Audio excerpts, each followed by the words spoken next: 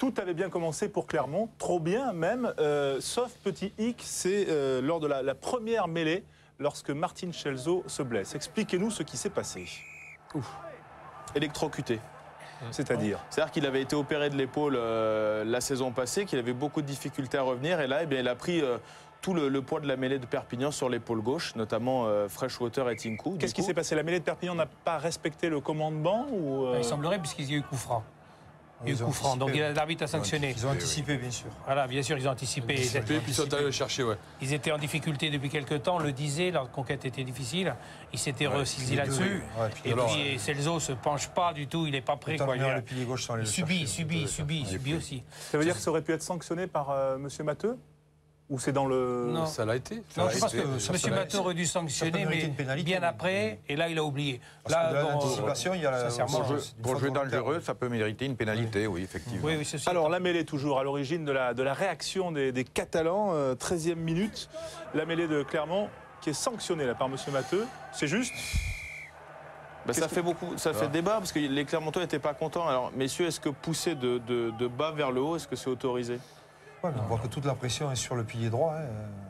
Voilà, avec le talonneur qui se délie. C'est toi le spécialiste, Jean-Pierre, de ce genre de choses. Le talonneur. Hein, je l'ai expliqué une fois déjà. Que toute la pression est orientée sur le pilier droit adverse et le talonneur qui se délie pour isoler complètement le pilier droit. Et derrière, la pénalité, 3 temps de jeu, et ça provoque le drop de Gavin Hume, 10-3. Non, il n'y a pas eu un bon début aussi des Clermontois. Rappelle-toi, les 2 coups de pied ratés trop courts de open under de James, le drop raté aussi. Ils auraient pu profiter de cette domination. Ça a été quand même leur propre erreur aussi. Jean-Pierre, Perpignan aussi, on voit les en avant de Nicolas Durand. Tout à fait. Ils sont fébriles. Ils sont plus fébriles que le sont les Clermontois. Sur ces 20 minutes, on termine quasiment à 10-3 ou 10-6, et on peut terminer à 16-3. Ça aurait pu être ça. Ça aurait pu être ça le scénario du match. Ils étaient tellement pénalisés en demi-finale que peut-être ils sont restés sur le frein. Justement, regardez cette image, c'est sur cette même mêlée qu'on vient de voir. Regardez la loupe. On voit une brutalité d'un joueur catalan là, au premier plan. On va la revoir avec la loupe. Et pas de réaction clermontoise. Que de Mort, il ne bouge pas, mais que de Mort, comme il a failli coûter le match, ça a failli coûter cher quand même, son carton jaune en demi-finale.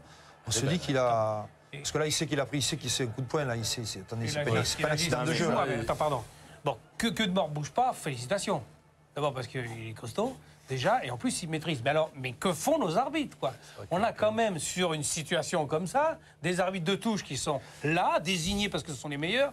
Et alors là, monsieur Matteux, merci. Là, on te le montre à la loupe, mais on a bien vu que sur le plan large, on ne voyait pas. C'est bien fait aussi. Je veux dire, ça fait partie du métier des. Ça fait partie du métier. Alors si ça fait partie du métier, que nos arbitres aient un peu de métier aussi. Alors. Normalement, c'est ça. L'arbitre de touche, il peut le regarder.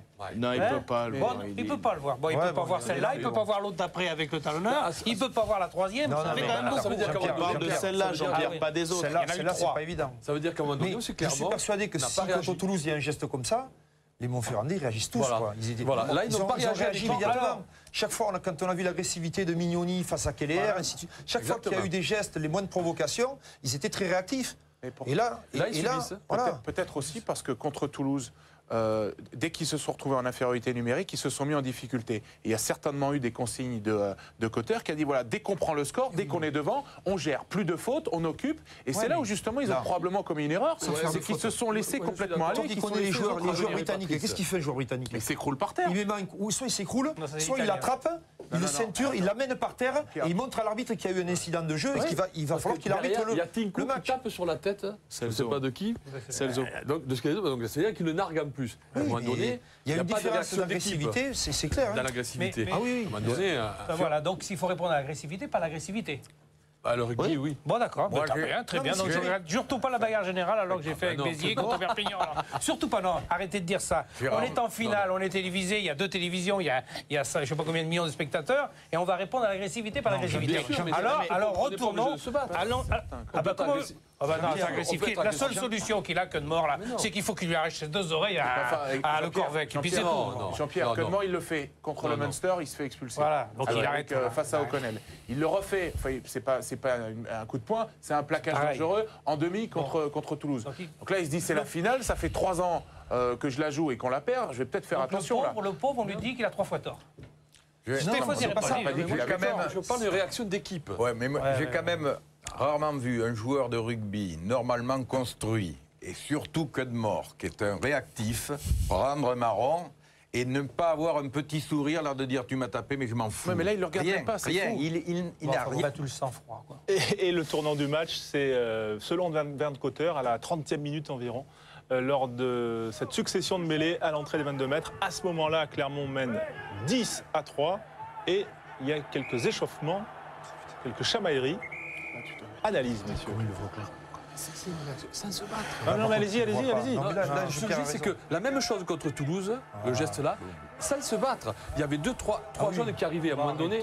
Mais si, là, il n'y a personne Non, qui mais bouge. Jean-Pierre, Il n'y a pas de. Jean-Pierre a raison sur le fait que les arbitres doivent voir un truc comme ça. Attends, arrête. Non, mais je suis- Par contre, Juste, regardez encore cette mêlée qui suit après, hein, puisque... Oui, les Catalans sont. C'est incroyable. mais Il c'est y a encore pénalité pour ça Clermont quand même. continue. Là, Écoute. sur deux actions comme ça, il doit y avoir pénalité pour Clermont. C'est net. La première mêlée, Perpignan se relève, il se relève et en plus il y a une poire qui part. Et la deuxième, c'est pareil. vas-y Jean-Pierre, vas-y. Non, je suis un con. Donc je sais que j'aurais dit à mes joueurs, allez-y, il faut que ça parte de partout. Mais moi, d'accord, mais moi j'ai fait que des matchs de descente. Mais quand on fait une finale, quand il y a tant de monde, que c'est une fête, quand il y a une fête, qu'il y a des gosses partout et tout, Jean-Pierre, on va pas se dire, on Moi, se je bat peux comme te des dire en chiens. 2005, contre Paris. Ouais, très bien. Bon, Non très mais bien. attends, Moi je peux pas te dire, j'ai jamais joué de finale. je vais te dire la consigne. C'est pas compliqué. Chaque fois qu'il y avait une tricherie ou une agression et que l'arbitre ne sifflait pas, on répondait. Bon, ça c'est facile. Parce qu'on a dit, il faut qu'on oblige l'arbitre à siffler. D'accord. Parce que sinon, on est cocu. Bon, on avait été cocu en demi-finale de voilà. Coupe d'Europe et on a dit, on ne sera pas cocu deux fois. Plutôt que de Et là, le stigmatiser- problème, c'est que les Montferrandais, en voyant tout ça, ils vont se dire, on a été cocu, Voilà. clairement. Et Mais donc, parce que, premièrement, tu as raison, les arbitres ont été nuls là-dessus. Parce que au moins sur la deuxième mêlée, tout le monde dans le stade a vu le gros plan et on a vu que la poire, c'était Tinkou qui l'avait mise. On le voit même sur l'action. Il est à 5 mètres, c'est sous ses yeux. Il siffle, ils voient la poire, ils ne peuvent pas ne pas la voir. Et là, ils disent rien. et mes Et la petits deuxième mêlée, il va en plus sanctionner les Montferrandais Tu as raison. alors qu'ils sont en train On d'avancer est en bien mêlée. d'accord. Et les petits Donc, gosses d'accord. de Fontigny en 7 que j'ai vus l'avant du match, ils se disent, bah les gars, puisque c'est comme ça, chaque mêlée que c'est pas bien, on se bat comme des sauvages. Mais non. Voilà, bref. Non, bref. Non, je crois qu'on va pas. C'est des raccourcis. On a des choses à dire sur l'ASM. Ok, d'accord. On va quand même pas leur reprocher de ne pas avoir mis les poires ou avoir l'agressivité déplacée qu'il faudra avoir. Point. Mais Olivier Olibo, il a dit clairement au terme du match, on les a testés, ils n'ont pas répondu, c'est là qu'on a gagné le match. Bravo, Bravo à très bien. Perpignan. Alors, Mais, je non, mais c'est une confirme finale. encore, je regrette encore moins cette générale qui passera sans doute un jour. Avec Béziers, là, ils nous avaient testé, et ben on avait répondu. C'est très bien. En 98, avec le Stade français, on joue Perpignan en finale.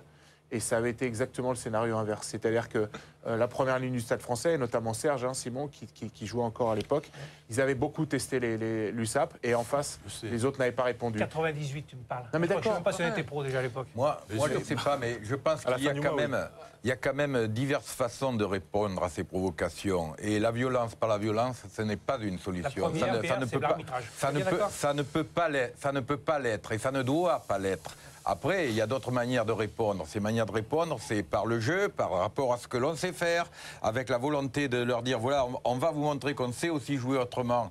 Peut-être que c'est ringard ce que je dis, Non. mais enfin, en tout cas, je crois qu'il faut garder une certaine mesure, parce que si on se met à répondre à tout, on n'a pas fini.